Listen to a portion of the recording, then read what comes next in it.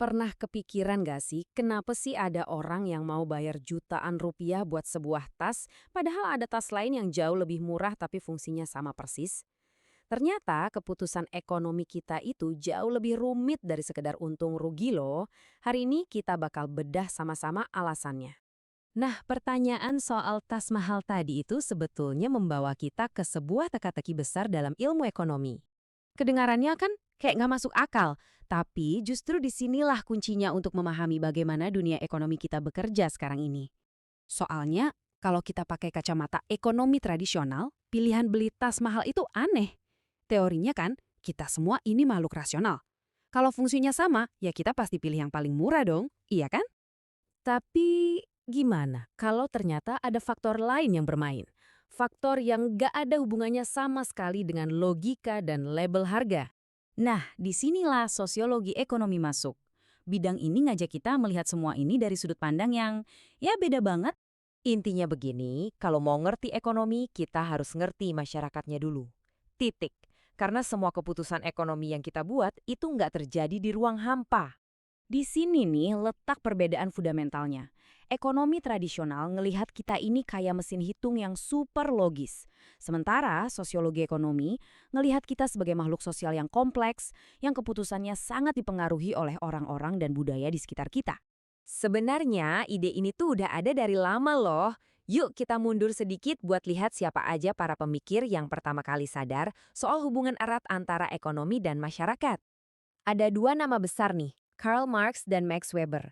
Mereka inilah yang dari dulu sudah bilang, tunggu dulu, ekonomi itu nggak sesimpel hitung-hitungan untung rugi. Ada yang namanya kelas sosial, budaya, dan itu semua nggak bisa dipisahkan. Buat Marx, ekonomi itu fondasinya. Bangunan masyarakat kita, dari politik sampai ke urusan keluarga, semuanya berdiri di atas fondasi sistem ekonomi. Siapa yang punya modal dan siapa yang jadi pekerja, itu menentukan segalanya. Nah, Weber punya pandangan yang sedikit beda tapi sama pentingnya. Menurut dia, kita nggak bisa cuma lihat sistemnya. Kita harus ngerti kenapa orang bertindak begitu. Apa sih motivasi di balik setiap pilihan ekonomi mereka? Dan kalau kita lihat empat tipe tindakan ini, tas tangan yang harganya selangit tadi jadi lebih masuk akal kan? Mungkin belinya bukan karena rasional instrumental, tapi karena alasan afektual. Karena tas itu bikin kita senang. Atau bisa juga rasional nilai, karena kita percaya sama kualitas mereknya. Oke, semua ide tadi membawa kita ke satu konsep inti yang benar-benar jadi kunci buat mecahin teka-teki kita di awal. Konsep ini disebut ekonomi yang tertanam atau embeddedness. Jadi intinya apa? Gampangnya gini, ekonomi itu nggak ngambang sendirian di luar angkasa. Ekonomi itu nempel banget, terjalin erat sama kehidupan sosial, budaya, dan bahkan politik kita. Sosiolog Mark Granovetter ini ngejelasinnya keren banget. Dia bilang, kita ini bukan atom-atom yang bergerak sendiri. Setiap tindakan kita, termasuk jual beli, itu tertanam dalam jaringan hubungan sosial. Siapa yang kita kenal dan kita percaya itu sering kali lebih penting daripada harga termurah. Dan ini nyata loh, contohnya di Desa Buko Indonesia. Di sana, menjaga hubungan baik sama tetangga, menjaga harmoni komunitas, itu kadang-kadang lebih penting daripada dapat untung paling gede dari satu penjualan. Ekonominya berjalan demi menjaga keharmonisan sosial. Oke, jadi setelah kita tahu semua ini, terus apa artinya buat kita? Buat cara kita ngelihat setiap transaksi dalam kehidupan sehari-hari?